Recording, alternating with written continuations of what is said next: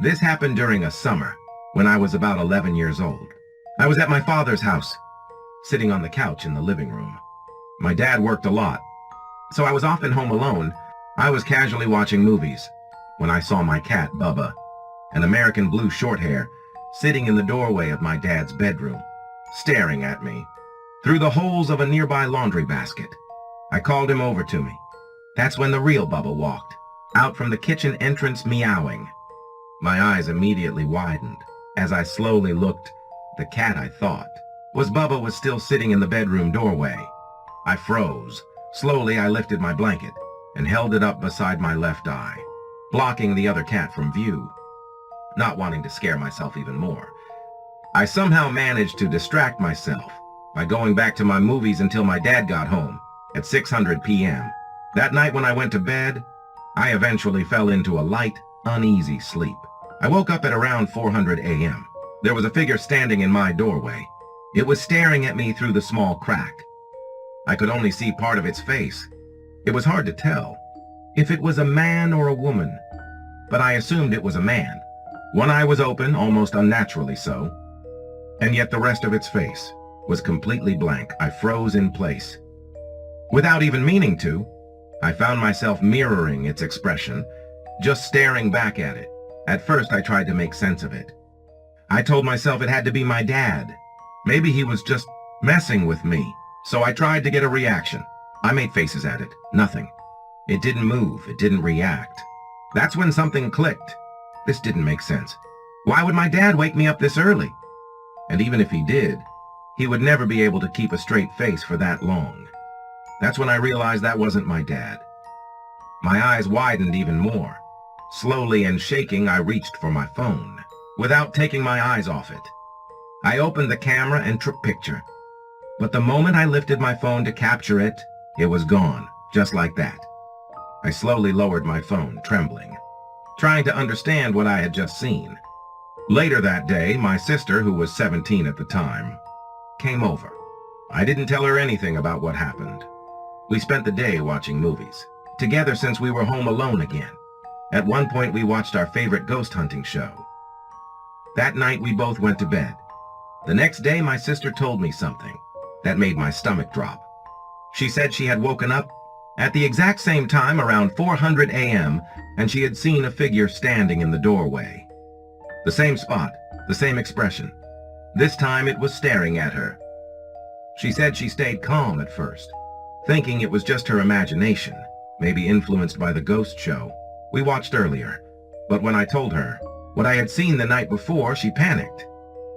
We told our dad, and to our surprise, he believed us because he admitted he had experienced similar things in that house but never told us.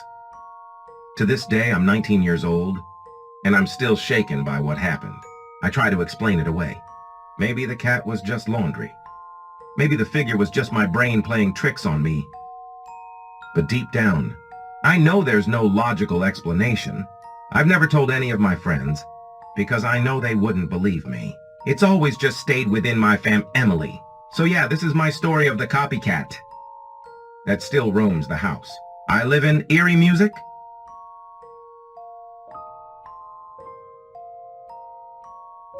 This is a true story, not about me, but about my two sisters. At the time, they were living together in a rented apartment. The building was actually quite nice. Clean, peaceful, and in a quiet part of the city. Everything seemed normal. One sister was job hunting. The other was supposed to be in college that day, but a fever kept her home, and that's when the woman upstairs knocked. It was early afternoon when they heard a soft knock at the door. My elder sister answered it and felt uneasy the moment she saw the woman standing outside. The woman was old, thin, with hollow cheeks. Her eyes were unreadable, and she stood unnaturally still. "My daughter is in the hospital," she said slowly. "My phone isn't working. May I use yours to call her?" She held out a battered old mobile phone, something from another decade. It was clearly dead. Despite her instinct to shut the door, my elder sister hesitated. My younger sister, not sensing the same discomfort, invited the woman in. She sat down quietly, took the phone they handed her, and made a call. Someone answered. A woman's voice crackled through the speaker, soft and weak. "Hello?" The old woman began speaking calmly. "It's me. Are you okay? Are they taking care of you?" There were replies, faint and slow, but real. A woman's voice, low and distant, but undeniably there. After a few minutes, the old woman ended the call and handed back the phone. Then she looked at them, smiling faintly. "You should come up to my flat." She said, "There's no one there. My daughter's in the hospital and my husband and son are both at work. I'll make you something nice to eat." And with that, she turned and started climbing the stairs. Both sisters followed. They didn't know why. Maybe it was politeness, maybe pity, maybe something else entirely. But they found themselves walking up behind her. Then, when they were halfway up the stairs, the older sister suddenly grabbed the younger one's hand. "No," she whispered. "We're not going." They stopped.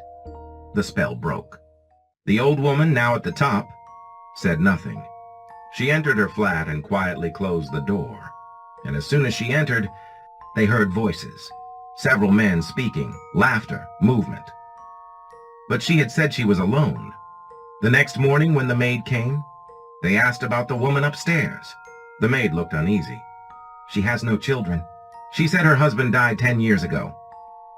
She lives completely alone." There was a pause. "She's known for strange things. People say she does black magic. Stay away from her." That night a storm rolled in. Wind slammed against the windows. Lightning lit up the sky.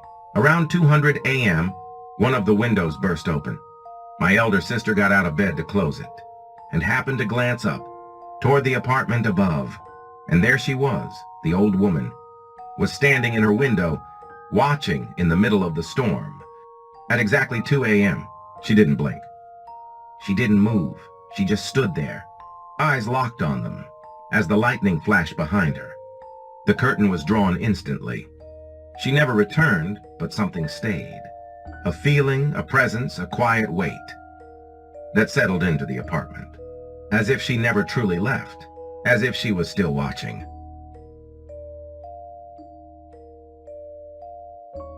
I used to work as a night security guard at a logistics warehouse on the outskirts of Phoenix. The job itself wasn't bad. It was mostly quiet. Truck drivers would come and go occasionally, and late-night cargo was about the extent of it. There were 3 buildings on site connected by a long road with dim street lights. My job was simple, sitting in the security booth, watching the CCTV, and patrolling every 2 to 3 hours. That night I was alone. The other guard called in sick, so I was left cover, all 3 buildings on my own. Around 1:40 a.m. I was on patrol. I was on my way back to the truck, after checking building number 2. Just then the radio crackled, and someone spoke.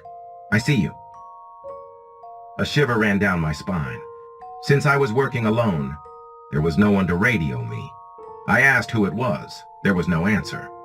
There was only one possibility. It meant someone was using a walkie-talkie in the office, which meant they were watching me via CCTV. I hid on the side of the building, a blind spot, where the CCTV couldn't capture me. I thought about what to do. I heard the radio again. "Where are you hiding?"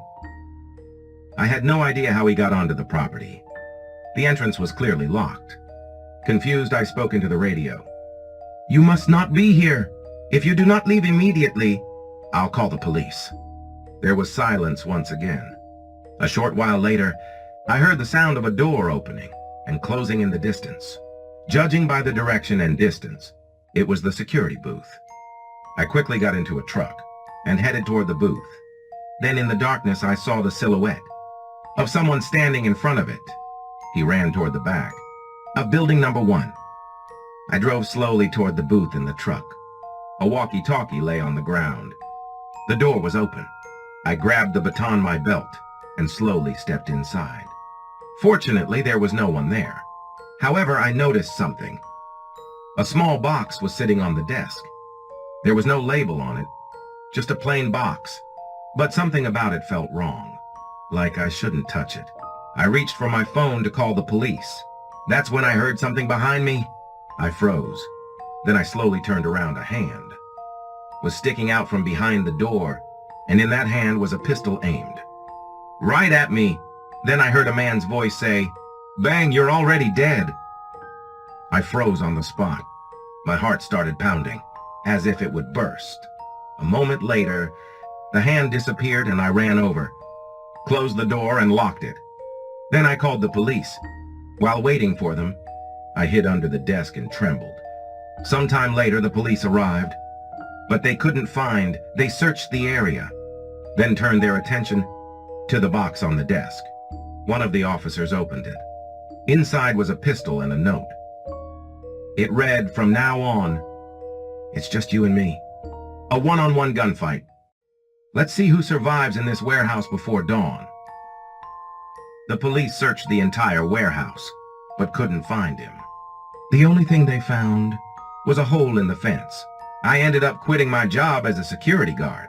That same day, I still don't know what that guy wanted from me, whether he really wanted to have a gunfight with me, or if it was just some kind of sick joke. Eerie music. It happened back in 2023. I was 18 years old at the time, living away from home for my studies in a small town. The place I rented was at the far corner of a small colony.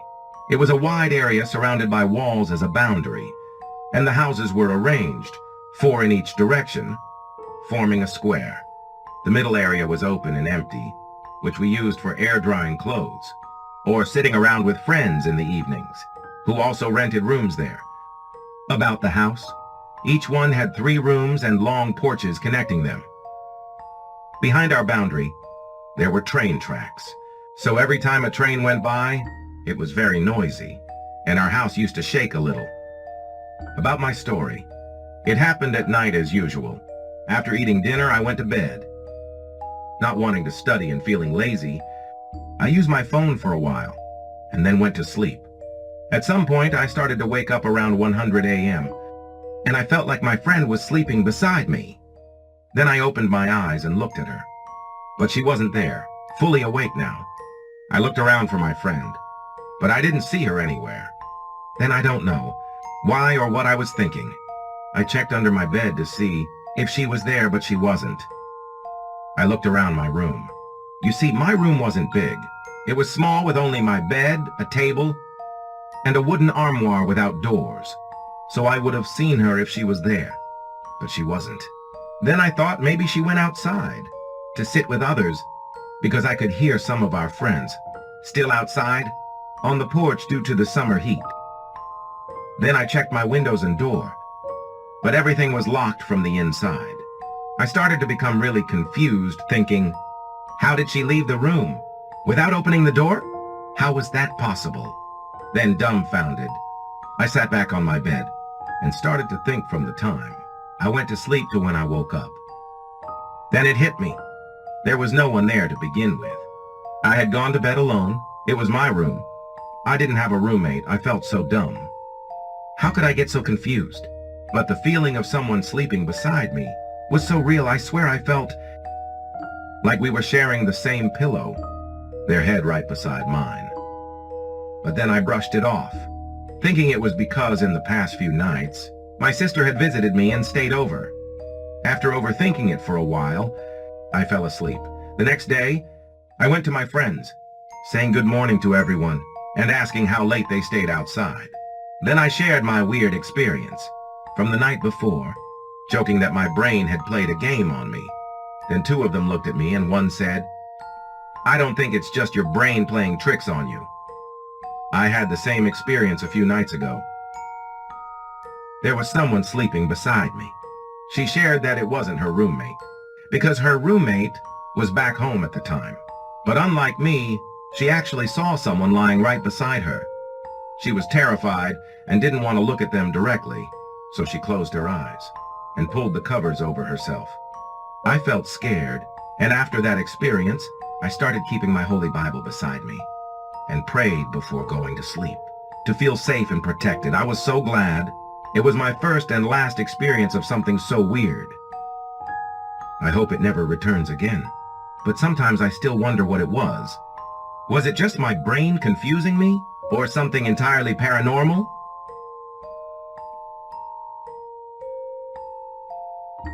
I grew up in a small town in Pennsylvania. There was only one small theater in our neighborhood, and people just called it the theater. It wasn't really a professional theater. It was more like a high school auditorium that had been slightly decorated. That night, I went with two friends to see a play put on by a local theater group. Honestly, I didn't expect much from the show. I just went because I had nothing else to do, and the tickets were cheap. But about 20 minutes into the play, someone in the back row kicked my seat hard.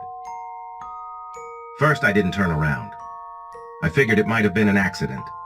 But after a while, they kicked me again. But this time it was harder. Hard enough to shake my seat. I turned around. A hulking man was staring straight at me. He was completely expressionless. There was not a single expression on his face. Usually, if someone accidentally kicks a seat, they would make an apologetic face or say something, but he just stared at me. Without saying a word, I was a little annoyed. But not wanting to cause trouble unnecessarily, I decided to focus on the play again. However, shortly after, he kicked my seat again, and I didn't know what to do about the situation.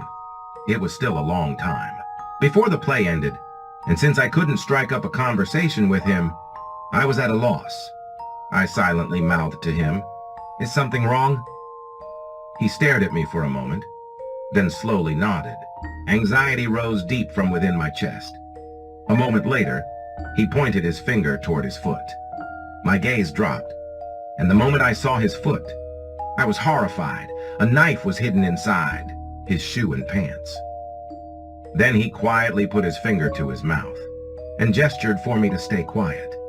There were an enormous number of scars on his hands. It even looked like there was blood on them. So I realized he wasn't just playing a prank. I couldn't understand I had done wrong to deserve this man threatening me like this. At the same time, the play I was watching was a thriller, so my anxiety was through the roof. There were scenes in the middle of the play where the lights would suddenly go out and create a terrifying atmosphere. Then suddenly the lights went out again, and there was a moment when I couldn't see anything in front of me. The audience screamed with joy and excitement. At that moment, I felt something cold touch the back of my neck, and I screamed. A moment later, when the lights came back on, I turned around and saw the man touching his pants. I realized he had taken out his knife, held it to my neck, and was hiding it back in his pants. I couldn't sit there any longer. My body began to tremble. I whispered to my friends that I was leaving and went outside. My friends looked at me with bewildered expressions. Once outside, I texted them that I was going home. I was terrified that the crazy man chased me, so I ran like crazy out of the theater. I quickly got into my car, locked the doors, and texted my friends to come out as fast as they could. A short while later, my friends left the venue and got into my car complaining about what was wrong. I briefly explained the situation to them and drove off. That is when I saw the man standing at the entrance of the venue. He lifted his t-shirt and several knives were hanging from his belt. I couldn't tell clearly from a distance, but the knives looked brown, though I couldn't tell if they were rusty or what. He pulled out the longest one and aimed it at me. It was a large knife that looked about 12 inches long. It felt incredibly ominous. I rushed home and never went near that venue again. I have a feeling that the man didn't only do that to me. Of course, it could have been a simple prank, but looking at the numerous scars on his hands, it certainly cannot be considered a joke.